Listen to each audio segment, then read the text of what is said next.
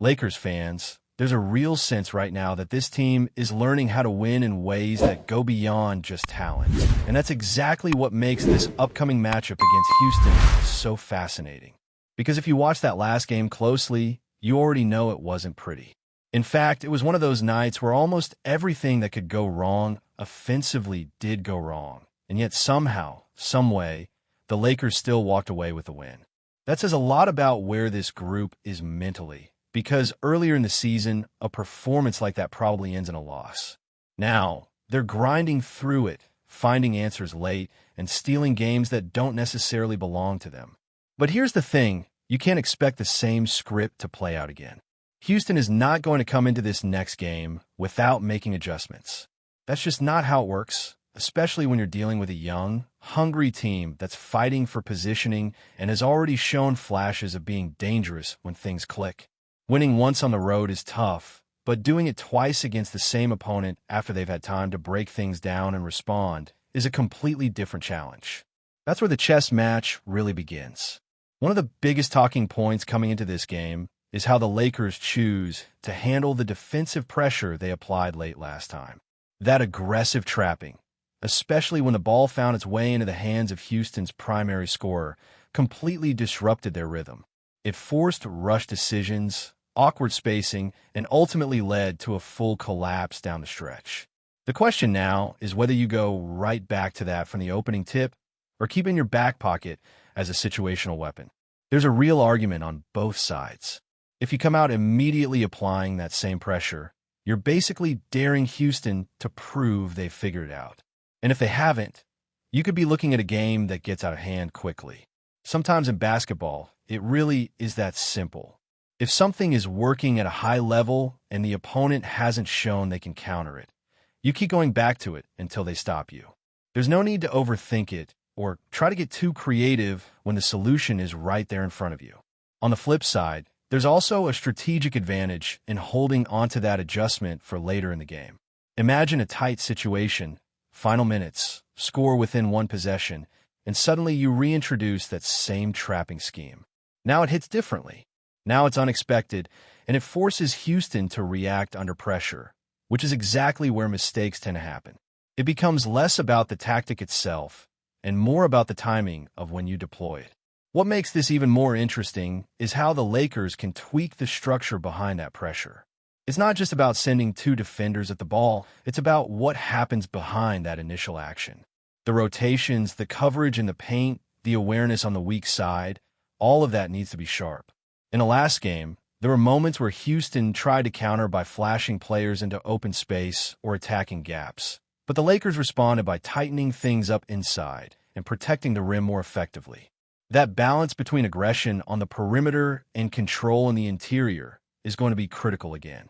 And then you look at the personnel options, and it opens up even more possibilities.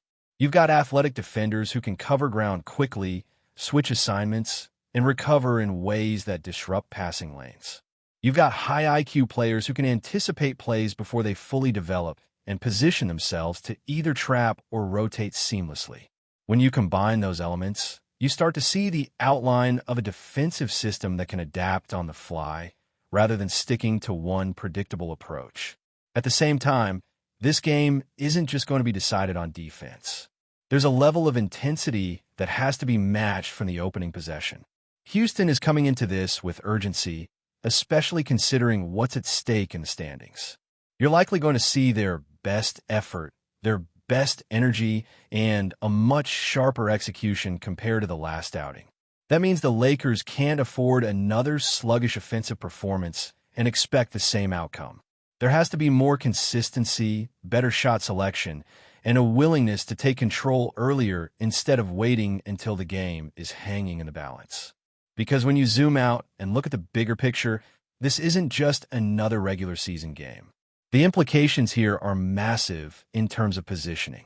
A win puts the Lakers in a position where they control their own destiny, creating separation and holding key advantages over multiple teams chasing the same spot.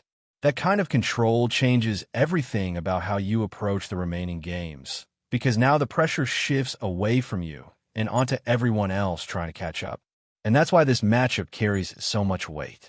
It's not just about proving you can beat Houston again.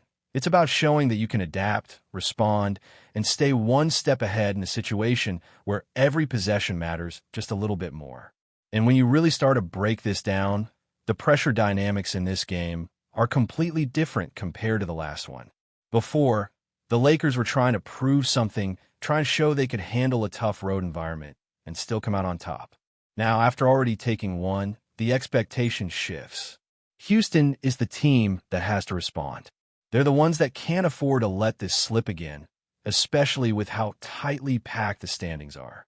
That urgency is going to show up early, and the Lakers have to be ready for that first punch. You can almost expect Houston to come out with a completely different offensive approach, especially in how they handle pressure. They're not going to want the ball sticking in one spot, and they'll likely try to move it quicker, force rotations earlier, and create advantages before the defense can get set. That means the Lakers have to be disciplined, not just aggressive. There's a difference between applying pressure and overcommitting, and if they cross that line, Houston will take advantage of it. That's where communication and timing become everything. At the same time, there's an opportunity here for the Lakers to dictate the tone instead of reacting to it. If they come out with that same defensive intensity and pair it with a more controlled offensive performance, they can put Houston in a difficult position right away. Because one thing that stood out in the last game was how resilient this Lakers team has become. Even when shots weren't falling, even when possessions looked disjointed, they never fully lost their grip on the game. That kind of composure is what allows you to weather runs and then strike back when it matters most. Offensively, though, there has to be more rhythm. You can't rely on late-game execution every single night and expect it to carry you. There needs to be better flow, better spacing, and smarter decision-making earlier in the shot clock. When the ball moves, when players are cutting with purpose, when the defense is forced to rotate multiple times in a single possession, that's when things open up. That's when you start getting cleaner looks and higher percentage opportunities instead of forcing tough shots under pressure. Another layer to this game is how rotations are managed. This is where adjustments can quietly swing momentum. The right combination of players on the floor at the right time can either stabilize a game or let it slip. Energy, defensive versatility, and awareness all play into that. There are moments where you need length and physicality, and others where you need speed and quick reactions. Finding that balance throughout the game, especially when Houston starts making their runs, is going to be a key factor. And then there's the mental side of it, which doesn't always show up on the stat sheet but can define the outcome.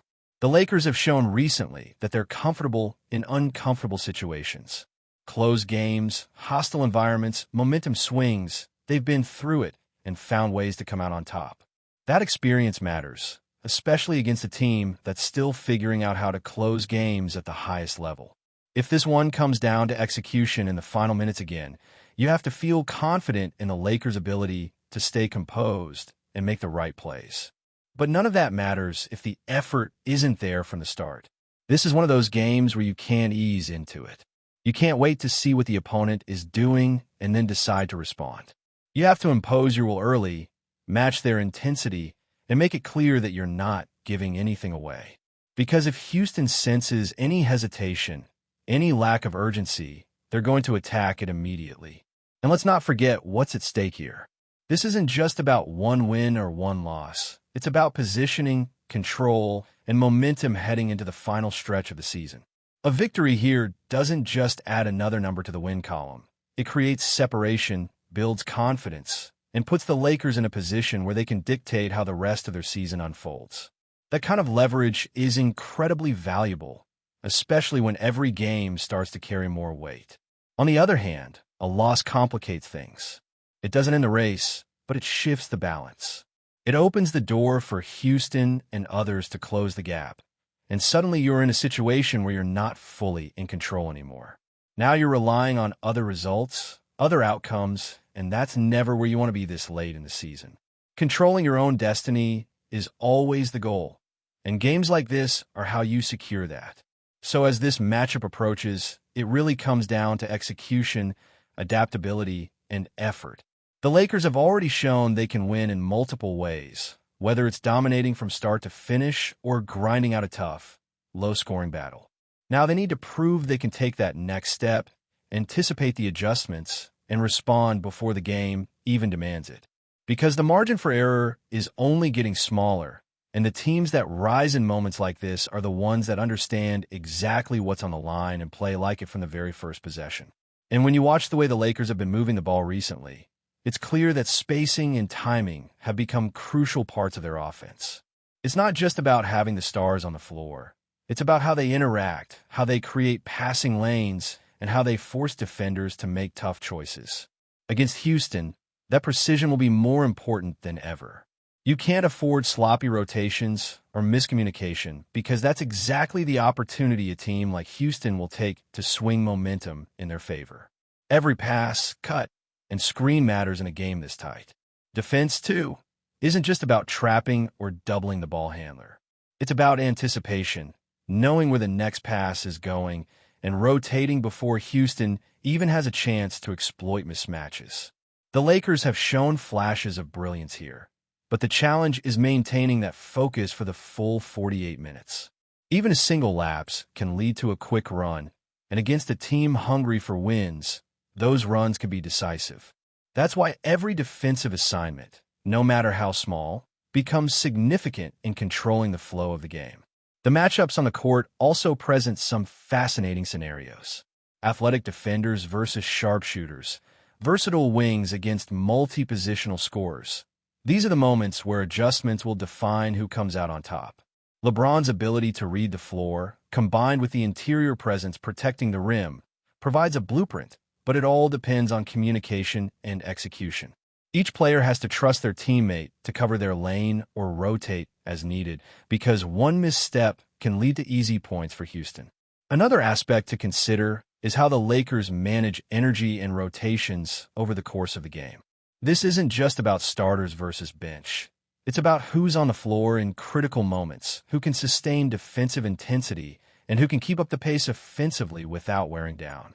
Depth becomes a key factor here, because Houston will test the Lakers with multiple looks and shifts, and the ability to maintain a high level across all 5 positions simultaneously could determine whether the Lakers control the tempo or end up reacting to Houston's runs. Finally, there's the intangible factor of momentum and confidence.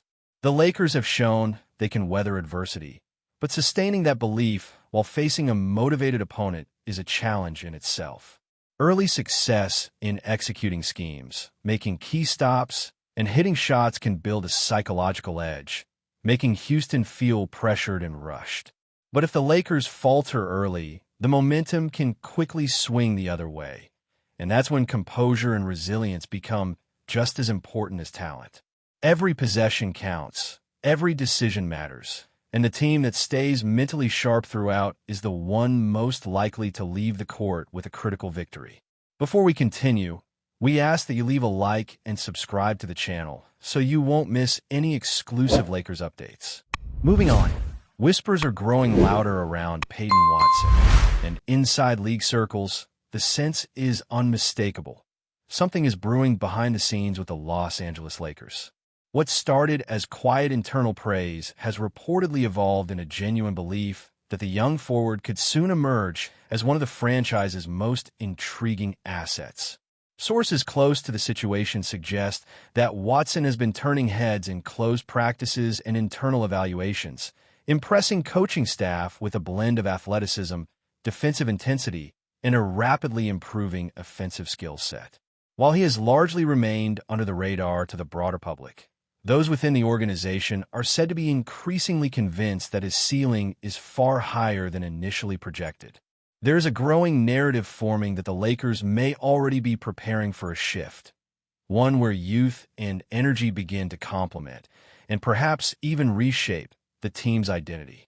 Watson's name has reportedly surfaced more frequently in strategic discussions, not merely as a developmental piece, but as a potential contributor ready to step into a larger role sooner than expected. What makes this speculation particularly intriguing is the timing.